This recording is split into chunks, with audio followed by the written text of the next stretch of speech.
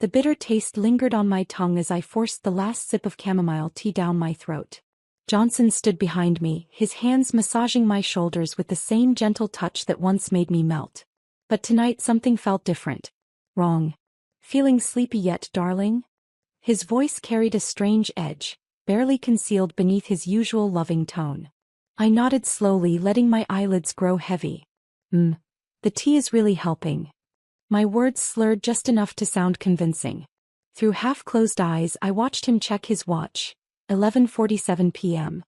His fingers drummed against the kitchen counter with nervous energy I'd never seen before. After 12 years of marriage, I knew every one of Johnson's habits.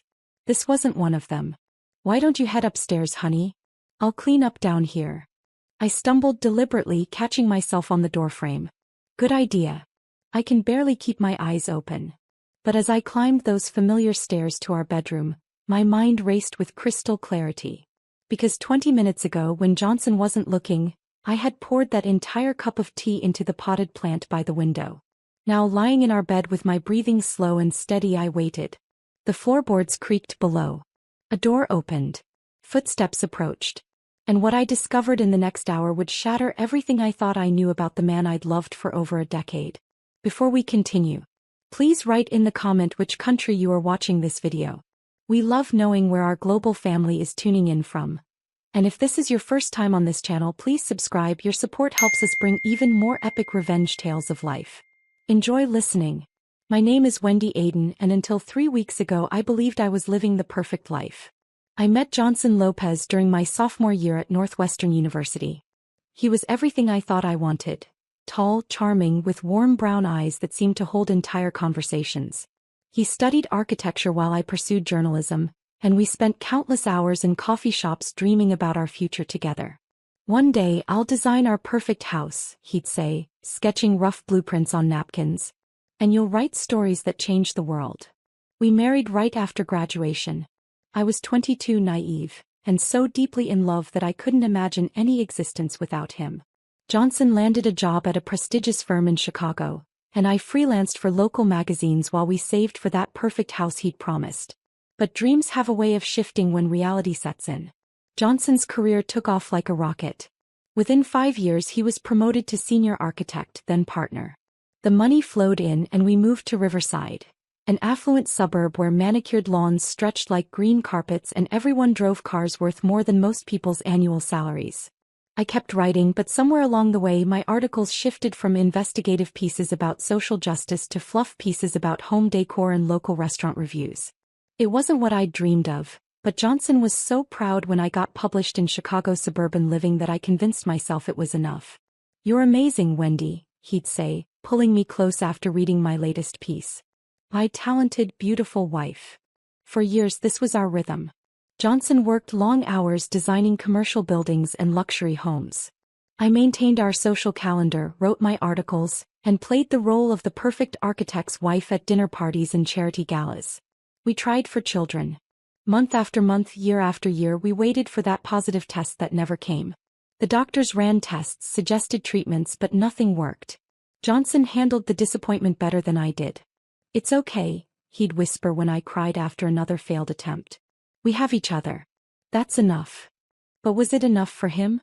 The question started gnawing at me around our 10th anniversary, when I noticed Johnson staying later at the office, taking more business trips, spending hours on his phone with clients I'd never heard of. "The Hartwell project is massive," he'd explain when I asked about his schedule. "If we land this contract, we'll be set for life." I accepted his explanations because I trusted him. Because in 12 years of marriage, Johnson had never given me a single reason to doubt him. He brought me flowers every Friday, remembered our anniversary, and still told me he loved me every single day. Until 3 weeks ago when everything started to unravel. It started with the tea. For as long as I could remember, I'd been a light sleeper. Even the neighbor's cat walking across our roof could wake me up. But suddenly I was sleeping like the dead every single night. First I welcomed it. After years of tossing and turning, finally getting deep, uninterrupted sleep felt like a blessing. But then I started noticing other things. I'd wake up completely disoriented, sometimes with my clothes disheveled or in different positions than when I'd gone to bed. My mouth would be dry, my head foggy, and I'd feel exhausted despite sleeping for 9 or 10 hours straight. Maybe you should see Dr. Lewis, Johnson suggested when I mentioned feeling groggy. You might have developed sleep apnea. But the symptoms only appeared on nights when Johnson made my bedtime tea, a habit he'd started about a month earlier. It's chamomile, he'd explained that first evening, presenting the steaming cup with a smile. I read that it helps with stress and sleep quality. I thought it might help you relax. It was sweet, thoughtful even. Johnson had always been attentive, but this felt different. More calculated. The second crack appeared when I found the receipt. I was looking through Johnson's jacket pocket for his dry cleaning ticket when my fingers closed around a small piece of paper. CVS Pharmacy. 3 items. Chamomile tea, honey, and something called Ambien CR. My blood ran cold. I knew that name. Ambien was a prescription sleep medication. Strong enough to knock out an insomniac, more than powerful enough to explain my recent sleeping patterns. But why would Johnson need sleeping pills? He'd never had trouble sleeping in all the years I'd known him. Unless they weren't for him. I stared at that receipt for what felt like hours, my hands trembling. There had to be an explanation. Maybe his doctor had prescribed them for occasional use. Maybe he was planning to try them himself and hadn't mentioned it yet. But deep in my gut I knew better. The third crack became a chasm when I saw the phone. Johnson had always been careful with his phone but not secretive. He'd leave it on counters, ask me to answer texts while he was driving, never seemed worried about privacy. But lately he guarded that phone like it contained state secrets. He took it everywhere. The bathroom, the garage when he was working on his car, even to the mailbox. When it buzzed during dinner, he'd excuse himself to take this important call from the office. When I walked into the room while he was texting, he'd quickly close the screen and smile that charming smile. Work stuff, he'd say. You know how demanding clients can be. But one evening, while Johnson was in the shower, his phone rang from the bedroom dresser. Without thinking, I glanced at the screen. Scarlett with a heart emoji. I'd never heard Johnson mention anyone named Scarlett. Not a client, not a coworker, not a friend. But someone important enough to rate a heart emoji in my husband's phone. The call went to voicemail. Then another call from Scarlett. Then a text message that made my stomach drop. Can't wait to see you tonight. I'll be wearing the red dress you bought me. My legs gave out. I sank onto our bed, the bed Johnson and I had shared for 12 years, and stared at that message until the screen went dark. A red dress he bought her. Tonight. It was Tuesday. Johnson had told me he was working late on the Hartwell project blueprints. The shower was still running. Steam poured from under the bathroom door. I had maybe 5 more minutes before Johnson came out, and I couldn't let him see me like this. Couldn't let him know that I knew. Not yet. I needed to think. I needed to plan. And most importantly, I needed to understand exactly what was happening in my own marriage. That's when I decided to test my theory about the tea. The next evening, Johnson followed his new routine perfectly. How was your day, darling? He kissed my cheek as he walked into the kitchen, loosening his tie. Good. I finished that piece about the new farmer's market. I kept my voice steady, normal. How about you? Still working on the Hartwell project? Something flickered across his face, so quick I might have imagined it. It's complex. I'll probably need to work late again tomorrow. Another lie. I was starting to recognize them now, the tiny tells I'd been blind to for weeks. The way his left eye twitched slightly when he said work late. The way he touched his wedding ring when he mentioned the Hartwell project. That's okay, I said, smiling. I know how important this project is to you. At 11:30, like clockwork, Johnson appeared with my tea. Here you go, sweetheart. I made it extra strong tonight. You look tired. The cup was warm in my hands. The chamomile scent was soothing, familiar. If I didn't know better, it would have been the perfect gesture from a caring husband. Thank you. I raised the cup to my lips, pretending to take a sip while barely letting the liquid touch my mouth. Delicious. Johnson watched me carefully as I appeared to drink.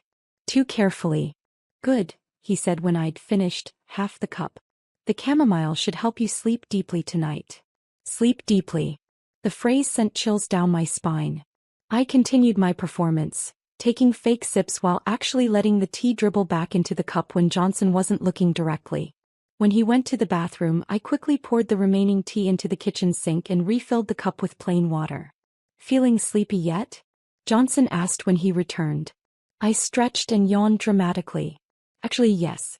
That tea always works so fast. Why don't you head up to bed? I'll be up in a few minutes. Just need to review some blueprints. Blueprints. Right. I trudged upstairs, making my footsteps heavier than usual. In our bedroom, I changed into pajamas and got under the covers, then waited. My heart was pounding so hard I was afraid Johnson would hear it, but I forced my breathing to become deep and regular. 20 minutes later, I heard his footsteps on the stairs. The bedroom door creaked open and Johnson's shadow fell across the floor. "Wendy," he whispered. "Honey." I didn't respond, keeping my breathing steady and my body limp. He called my name again, louder this time. When I still didn't react, he approached the bed and gently shook my shoulder. Nothing. Satisfied that I was unconscious, Johnson moved quickly. I heard him gather clothes from his dresser, then retreat to the bathroom. 5 minutes later, he emerged wearing dark jeans and a button-down shirt I recognized, the one I'd bought him for our anniversary last year. He was dressing up for her. Johnson leaned over and kissed my forehead. "Sweet dreams, darling," he whispered.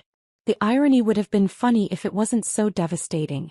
I waited until I heard his car pull out of the driveway before sitting up. My hands were shaking so badly I could barely turn on the bedside lamp. He was gone. My husband of 12 years had drugged me, or thought he had, and was now driving across town to meet another woman. A woman named Scarlett who wore red dresses he bought for her. But this was just the beginning. I needed to know more. Who she was, how long this had been going on, and exactly what Johnson was planning. Because something told me this wasn't just about an affair. The next morning, Johnson was the picture of the devoted husband. He brought me coffee in bed, kissed my forehead and asked how I'd slept. "Like a rock," I said, studying his face for any sign of guilt. "I don't remember anything after my head hit the pillow." Relief flickered in his eyes. "Good. You've been so stressed lately, you need the rest." Stressed. If only he knew. After Johnson left for work, I sprang into action. 12 years as a journalist had taught me how to investigate, even if I'd been writing fluff pieces lately. It was time to put those skills to better use. First, I called Johnson's office. "Lopez Architecture, this is Rebecca speaking." "Hi Rebecca, this is Wendy Lopez. Is my husband in yet?" "Oh, hi Mrs. Lopez. Actually, Mr. Lopez won't be in today. He's meeting with the Hartwell client at their site location. Should I take a message?" The Hartwell Project again. I was starting to hate that name. "No message, thank you." I hung up and immediately called Johnson's cell. "Hey honey," he answered on the second ring. Background noise suggested he was in a car. "What's up?" "I just wanted to hear your voice." "Where are you?" "Pause. Driving to the Hartwell site. Big meeting today." Another lie, delivered so smoothly I might have believed it if I hadn't just called his office. "Hey, don't work too hard. Love you." "Love you too, Wendy." But did he? Could someone who truly loved you drug you every night so they could sneak out to see their lover? Next, I turned to social media. I'd never been one to stalk people online, but desperate times called for desperate measures. I started with Johnson's Facebook account. His posts were exactly what I'd expect. Photos of us at dinner parties, architectural projects he was proud of, anniversary tributes that now felt like elaborate performances. But his tagged photos told a different story. 3 weeks ago, someone named Scarlett Vega had tagged Johnson in a photo at Millennium Park. They weren't touching, weren't even standing particularly close, but something about their body language screamed intimacy. The way she looked at him, the way he was looking at her. I'd seen that expression on Johnson's face before. In our early dating photos. I clicked on Scarlett's profile. 28 years old. Stunning in that effortless way some women possessed. Long dark hair, green eyes, and a smile that could sell toothpaste. She worked as an interior designer, which explained how she might have met Johnson. But as I scrolled through her photos, my blood ran cold. Picture after picture showed Scarlett in restaurants I recognized. Morton's Steakhouse, where Johnson had taken me for our first anniversary. Alinea, where we'd celebrated his promotion to partner. The rooftop bar at the Signature Room, our special place for important conversations. He was recreating our relationship with her. But the worst was yet to come. In a photo dated 2 weeks ago, Scarlett wore a familiar necklace, a delicate gold chain with a small diamond pendant. I recognized it because I'd seen it before. In my jewelry box. Or rather, where it used to be. I'd noticed the necklace missing about a month ago and assumed I'd misplaced it. But Johnson had stolen it. Taken a piece of jewelry he'd given me for our 5th anniversary and given it to his mistress. The violation felt like a physical blow. I spent the rest of the day piecing together their relationship timeline. Based on social media posts, restaurant check-ins, and tagged photos, Johnson and Scarlett had been seeing each other for at least 3 months. Maybe longer. 3 months of lies. 3 months of working late, and difficult clients and Hartwell project meetings. But the sleeping pills had only started a month ago, which meant something had changed. Something that required Johnson to ensure I was unconscious during his nighttime adventures. What was he planning that he couldn't risk me waking up for? I didn't have to wait long to find out. 2 nights later, I performed my sleeping pill charade again. This time I was prepared. I'd purchased a small recording device and hidden it in my jewelry box, which sat on the dresser across from our bed. If Johnson was going to continue violating our marriage in our bedroom, I wanted evidence. As before, Johnson waited until he was certain I was unconscious before getting dressed and leaving. But this time I didn't just lie there waiting for him to return. I got up. Moving carefully in the dark, I dressed in black clothes and grabbed my car keys. If Johnson thought I was drugged and unconscious, he wouldn't be watching for me. This was my chance to see exactly what he was doing during these mysterious nights out. Following someone without being detected is harder than it looks in movies, but I had one advantage. I knew Johnson's habits better than anyone.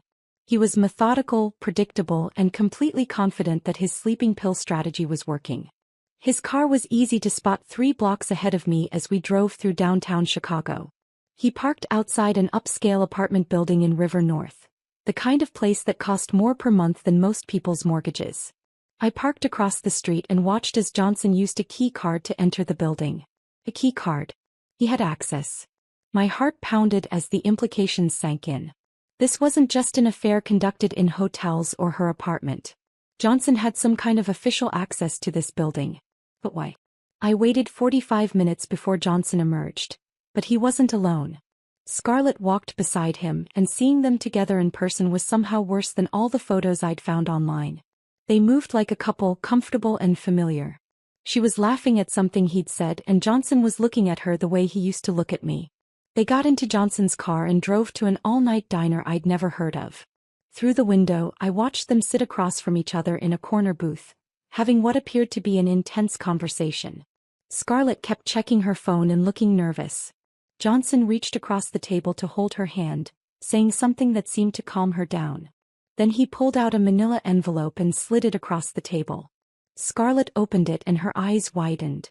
Even from across the street I could see her surprise. She flipped through what looked like documents or photographs, then looked up at Johnson with an expression I couldn't read. Fear? Excitement? Both? Johnson pulled out his phone and showed her something on the screen. Scarlett nodded, then leaned forward as if memorizing whatever he was showing her. They talked for another hour before Johnson walked her back to her car. He kissed her goodbye, not a passionate kiss but something more businesslike. Professional. That's when it hit me. This wasn't just an affair. Johnson and Scarlett were planning something together. Something that required documents, photographs, and careful coordination. Something that required me to be unconscious every night while they worked out the details. I followed Johnson home, arriving just minutes after him. By the time he crept back into our bedroom, I was back under the covers with my breathing deep and regular. "How's my sleeping beauty?" he whispered, not expecting an answer. But as he settled into bed beside me, I made a decision. I was done being passive. Done being the victim in my own marriage. If Johnson wanted to play games, I could play them too. And I was going to win. The next morning, I called in sick to the magazine where I freelanced. "I think I'm coming down with something," I told my editor, Janet. "I need a few days to recover." It wasn't entirely a lie. I was sick. Sick of being deceived, sick of being drugged, sick of living a lie. But more than that, I was angry. Johnson left for work with his usual kiss and "Have a good day, darling." I watched from the window as his car disappeared around the corner, then got to work. First I searched our home office. Johnson was organized to a fault, but he was also careless in the way that guilty people often are. Hidden in the back of his desk drawer, underneath old tax returns, I found a second phone. A burner phone. My hands trembled as I scrolled through the messages. Months of correspondence between Johnson and Scarlett, But not the kind of romantic messages you'd expect from an affair. Johnson, the policy is worth $2.3 million. More than enough for both of us. Scarlett, when? Johnson, soon. Everything has to look natural. Scarlett, what about the pills? Johnson, she doesn't suspect anything. She thinks she's just sleeping well. Scarlett, you're sure this will work? Johnson, trust me. I've thought of everything. The phone slipped from my numb fingers and clattered onto the desk. Life insurance. They were talking about life insurance. My life insurance. With shaking hands I continued reading. Johnson, the beneficiary documentation is updated. You're listed as my business partner for the new firm we're starting. Scarlett, and if anyone asks questions? Johnson, they won't. Accidental overdose. She's been having sleep problems, taking medication. These things happen. Scarlett, I'm scared, Johnson. Johnson, don't be. By this time next month we'll have everything we need to start over. New city, new life, new business. I stared at the screen until the words blurred together. Accidental overdose. Johnson wasn't just drugging me to sneak out at night. He was building a pattern, establishing a history of medication use that would make my death look accidental when the time came. And that time was apparently next month. I scrolled further back in their messages and found the smoking gun. Screenshots of my life insurance policy. $2.3 million with Johnson as the sole beneficiary. Money he planned to share with Scarlett as they started their new life together. Without me. The room spun around me. I gripped the desk to keep from falling as the full scope of their plan became clear. Johnson had been methodically preparing to murder me. The sleeping pills weren't just to keep me unconscious during his meetings with Scarlett. They were to establish a pattern of drug use that would explain my death. Everyone would assume I'd accidentally taken too many sleeping pills. A tragic mistake by a woman with chronic insomnia. No one would suspect Johnson, the grieving husband who'd loved me so much he'd started making me bedtime tea to help with my sleep problems. I thought about all the nights I'd actually drunk that tea before I became suspicious. How many times had Johnson been testing dosages, seeing how much he could give me before I stopped waking up entirely? The recording device. I rushed to my jewelry box and retrieved it, then plugged it into Johnson's computer. The audio from last night was crystal clear. Johnson moving around the room, getting dressed, making phone calls. It's Johnson, his voice said in a whisper.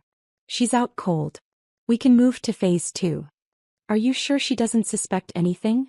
Scarlett's voice was tinny through the phone speaker but audible. Positive. The Ambien is working perfectly. She doesn't remember anything after she drinks the tea. When do we do it? Next Friday. I'll increase the dosage gradually over the next week so her body gets used to more medication. Then on Friday night I'll give her enough to make sure she doesn't wake up. And you're sure it will look accidental? She's been having sleep problems for months. I've made sure everyone knows that. Her doctor, her friends, even her sister. When she accidentally takes too many sleeping pills, no one will question it. What about the investigation? There won't be one. Accidental overdoses happen all the time, especially with sleep medication. The insurance company might do a routine investigation, but they won't find anything suspicious. I'm still nervous about this, Johnson. Don't be. By next weekend we'll be free. Free to be together, free to start our firm, free from all the lies and sneaking around. The recording continued, but I'd heard enough. Next Friday. That was 6 days away. Johnson was planning to kill me in 6 days. I sat in that office for what felt like hours, listening to my husband plan my murder with his lover. The man I'd trusted with my life, my heart, my future, he was going to take it all away. But not if I stopped him first. I've always been a planner. It's what made me a good journalist. The ability to think through complex situations, anticipate problems, and develop strategies. Now I was planning for my life. First, I made copies of everything. The burner phone messages, the audio recordings, screenshots of Scarlett's social media posts. I uploaded everything to a secure cloud account and emailed copies to myself from 3 different addresses. Then I called my lawyer. Wendy. Good to hear from you, said Patricia Reeves, the attorney who'd handled our will and estate planning. What can I do for you? I need to update my life insurance policy. I want to change the beneficiary. Of course. Any particular reason for the change? I chose my words carefully. Just want to make sure my assets are distributed according to my current wishes. I understand. Let me pull up your policy. Okay, here it is. Current beneficiary is Johnson Lopez, your husband. Who would you like to change it to? My sister Rebecca Martinez. I'll email you her information. Consider it done. The change will take effect within 24 hours.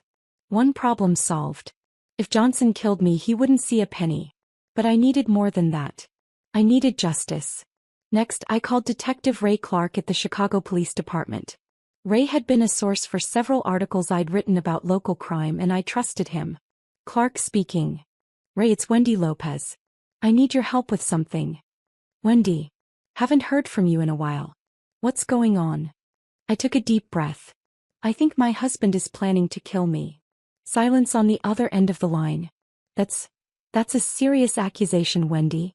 What makes you think that? I explained everything. The sleeping pills, the burner phone, the recorded conversations, the insurance policy. Ray listened without interrupting. Jesus, he said when I finished. Do you have all this evidence? Yes. Audio recordings, text messages, photos. Everything. Okay, here's what we're going to do. Can you come to the station this afternoon? We need to document everything officially and discuss your options. What kind of options? Well, we could arrest Johnson now based on conspiracy charges, but his lawyer would probably get him out on bail within hours. And depending on how good his attorney is, some of this evidence might not be admissible. My heart sank. So he might get away with it? Not necessarily. The stronger play might be to catch him in the act. If we can document him actually attempting to administer a lethal dose, we'll have attempted murder charges that will stick. You want to use me as bait? Only if you're comfortable with it. And only with full police protection. We'd wire you, have officers stationed outside your house, and intervene before you're in any real danger. I thought about it. The idea of letting Johnson get close enough to almost kill me was terrifying. But it was also the best way to ensure he couldn't hurt anyone else. What if something goes wrong? We won't let that happen. I promise you, Wendy, we'll be watching every second. The moment Johnson makes his move, we'll be there. Hey, I said. Let's do it. Good. Come in this afternoon and we'll work out the details. Wendy, don't do anything that might tip him off. Act normal until Friday night. Act normal.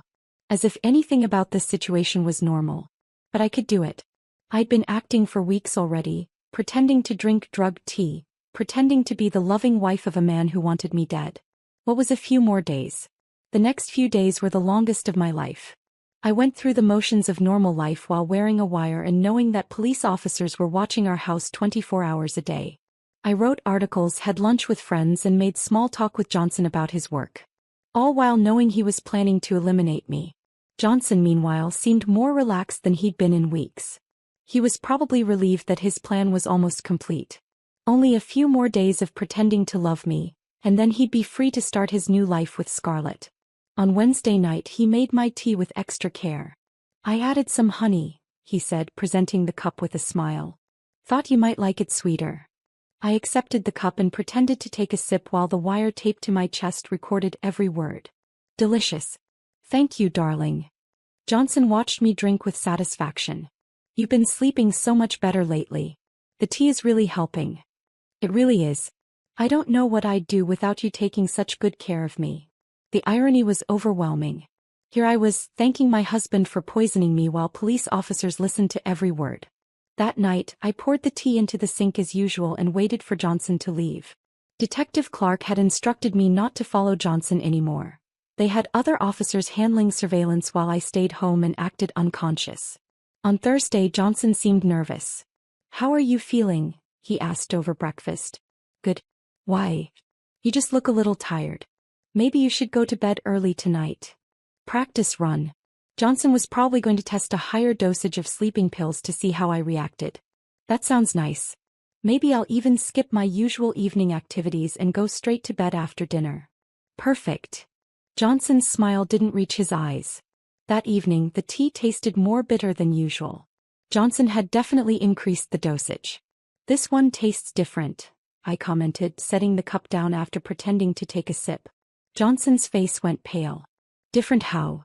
Just stronger, I guess. More medicinal. Oh, that's because I used a different brand of chamomile. The store was out of your usual one. Another lie to add to the collection. I finished drinking the tea and went upstairs early as planned. Johnson followed me up 30 minutes later and checked to make sure I was unconscious. This time he shook me harder and even lifted my arm to let it drop. Satisfied that I was completely unresponsive, he made a phone call. Tomorrow night, he whispered into the phone. She's ready. The higher dose worked perfectly. Tomorrow night. Friday. 24 hours until Johnson tried to kill me. Friday crawled by like a month. Johnson left for work early, claiming he had final preparations for the Hartwell presentation. I knew he was actually making final arrangements with Scarlett, probably going over their escape plan one more time. Detective Clark called around noon. How are you holding up? Terrified, I admitted. But ready to end this. Good. Remember, we'll be monitoring everything. The moment he administers what we believe is a lethal dose, we're coming in. You'll be safe. What if he's suspicious? What if he realizes I'm not really unconscious? He won't. According to the recordings, he's tested higher doses twice this week and believes they're working. He has no reason to suspect anything. And Scarlett. We have officers watching her apartment. If she tries to leave the city, we'll arrest her as an accessory. I spent the afternoon writing letters to my sister, my parents, my closest friends. Just in case something went wrong, I wanted them to know the truth about Johnson, about our marriage, about how the man they'd all loved and trusted had been planning to kill me. Johnson came home around 6 with flowers. Red roses. My favorite. What's the occasion? I asked, accepting the bouquet. Do I need an occasion to buy flowers for my beautiful wife? The same man who was planning to murder me in a few hours had stopped to buy me flowers. The disconnect was staggering. They're beautiful. Thank you. We had dinner together. Grilled salmon with asparagus, one of Johnson's specialties. He was chattier than usual, telling stories about work, asking about my latest article, acting like the loving husband he'd pretended to be for months. I'm so lucky to have you, he said, reaching across the table to squeeze my hand. I feel the same way, I replied, and for a moment I almost believed it. Despite everything I knew, part of me still remembered the man I'd fallen in love with in college.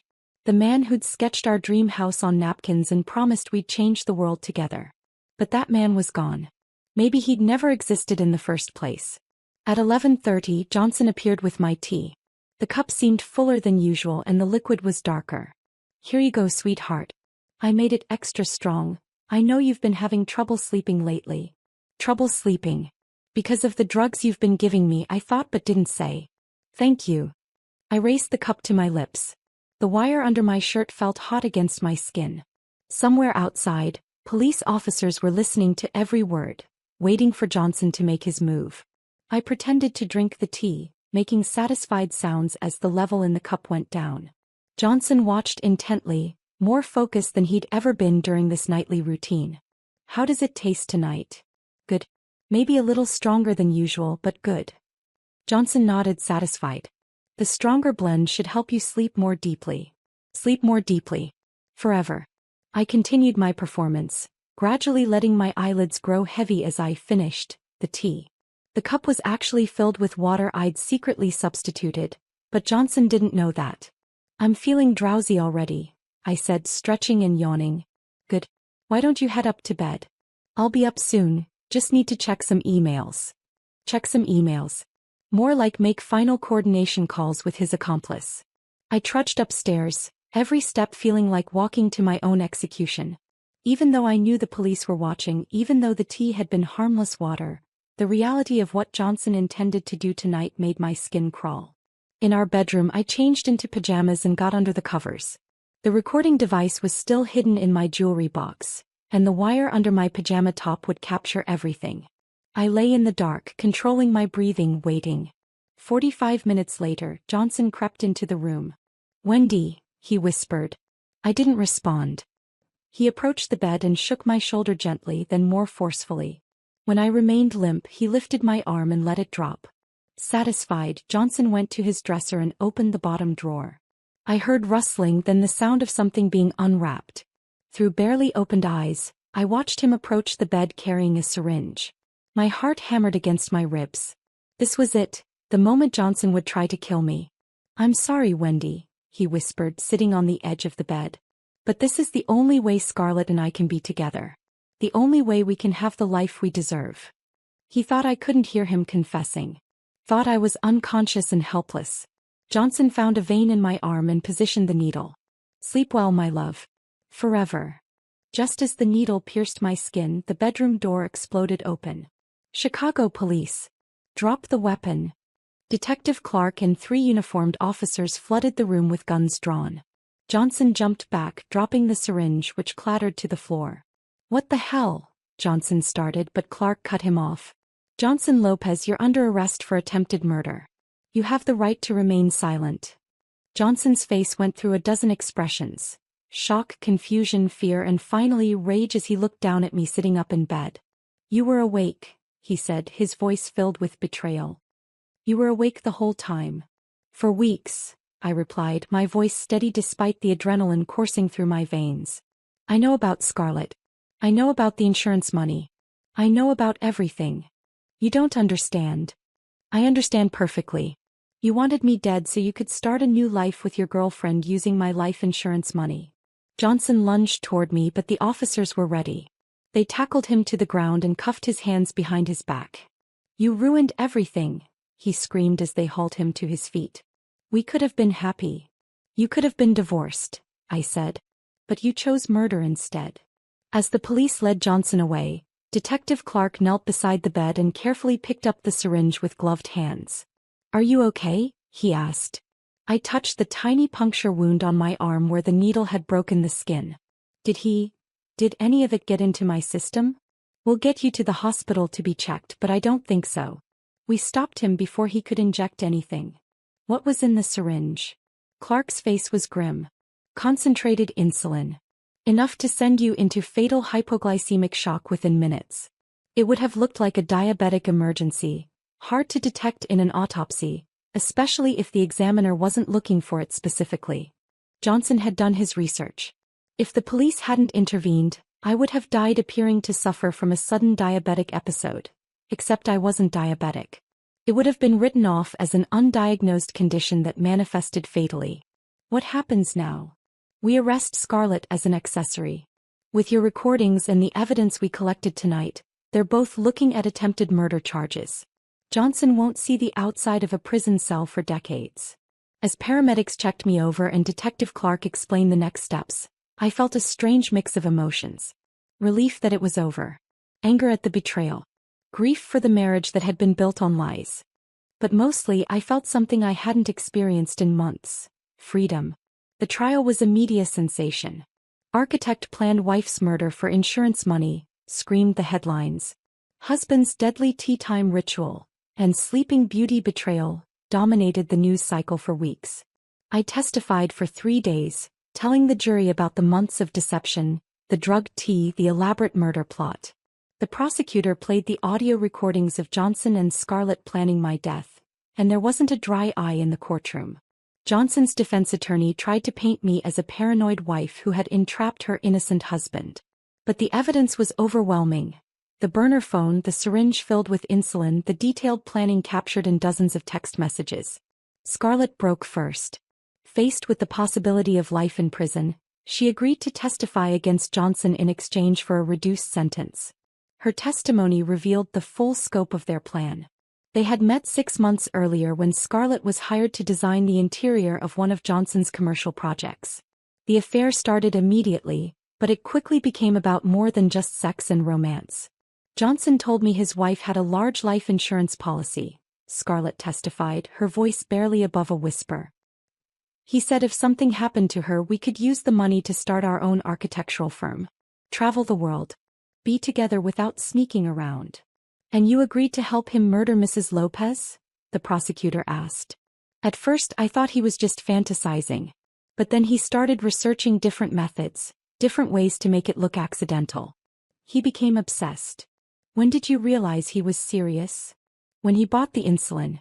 He told me it was foolproof, that it would look like she'd developed sudden diabetes and died from hypoglycemic shock. He'd been giving her sleeping pills for weeks to establish a pattern of medication use, making it seem like she had health problems. Johnson sat at the defendant's table, his face a mask of rage and betrayal. The man I'd loved for 12 years looked like a stranger. The jury deliberated for less than 4 hours. Guilty on all counts. Attempted murder, conspiracy, fraud, and a dozen other charges. Johnson was sentenced to 30 years in prison without the possibility of parole for 25 years. Scarlett received 10 years for conspiracy and accessory charges. As the judge read the sentence, Johnson finally looked at me. "I loved you," he mouthed silently. "But love doesn't drug your partner's tea. Love doesn't plan your death for insurance money. Love doesn't involve syringes filled with insulin in the middle of the night." Whatever Johnson had felt for me, it wasn't love. It was possession, control, and ultimately greed. The house felt different after Johnson was gone. I'd considered selling it and moving somewhere else, starting completely over. But this was my home too. I'd lived here for 8 years, planted the garden, chosen the paint colors, made memories in every room. Why should I be the one to leave? Instead, I reclaimed it. I threw out the chamomile tea and every cup Johnson had ever used to serve it to me. I changed the locks, repainted the bedroom, and bought new furniture. I turned Johnson's home office into a writing room where I could work on the book I'd decided to write about my experience. Sleeping with the Enemy, How I Survived My Husband's Murder Plot, became a bestseller within 3 months of publication. The advance alone was more than I'd made in 5 years of freelance writing. But more importantly, the book helped other women who found themselves in similar situations.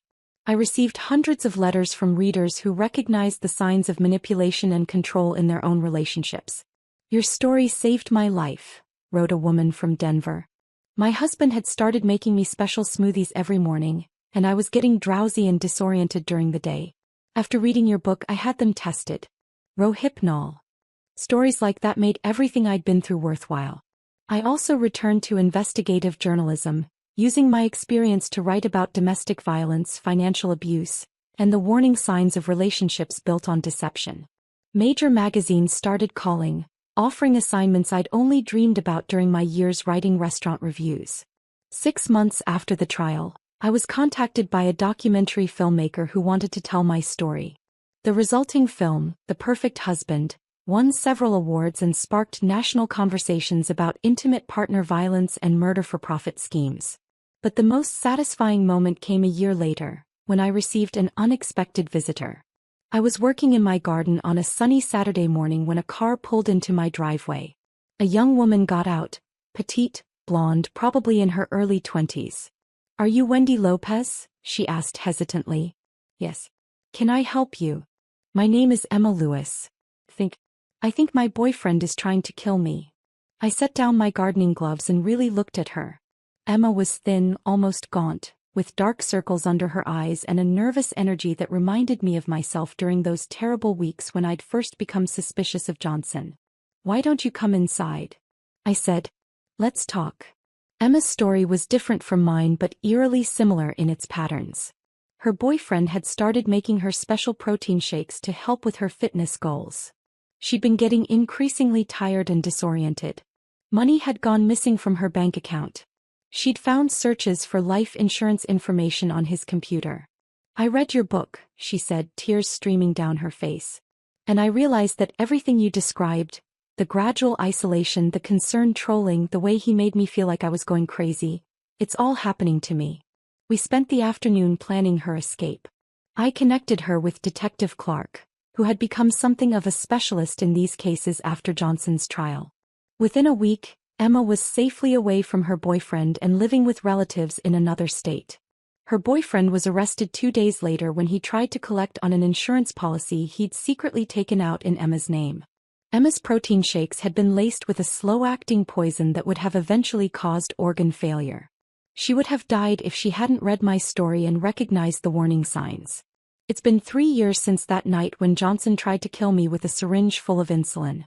I'm sitting in my writing room now, looking out at the garden I've spent months renovating. Where Johnson used to plant boring, symmetrical flowers, I've created wild, chaotic beauty. Sunflowers and roses and jasmine climbing up trellises I built myself. People often ask me if I'll ever trust again, if I'll ever remarry. The honest answer is that I don't know. Johnson wasn't a monster when I met him. He was charming, intelligent, seemingly devoted. If someone could pretend to love me for 12 years while planning my murder, how can I trust my judgment about anyone else? But I've learned that love isn't about trust, not entirely. Real love is about respect. About honoring someone's autonomy even when it's inconvenient for you. About wanting their happiness even when it conflicts with your own desires. Johnson never loved me. He loved the idea of me the way I made him look, the life we'd built together. But when that life no longer served his purposes, he was willing to discard me like an outdated piece of furniture. That's not love. That's ownership. True love would have meant Johnson asking for a divorce when he fell for Scarlett. It would have meant honest conversations about what wasn't working in our marriage. It would have meant treating me like a human being with my own rights and agency. Instead, he chose deception, control, and ultimately attempted murder. But here's what Johnson didn't count on. I'm stronger than he ever gave me credit for. I survived his sleeping pills, his lies, his betrayal, and his attempt on my life. I rebuilt my career, reclaimed my home, and found my voice as a writer and advocate. Most importantly, I learned that I don't need someone else to complete me. I'm already whole.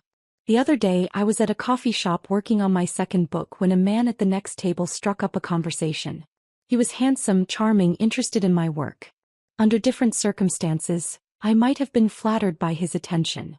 Instead, I found myself analyzing everything he said, looking for inconsistencies, watching for the subtle signs of manipulation I'd learned to recognize.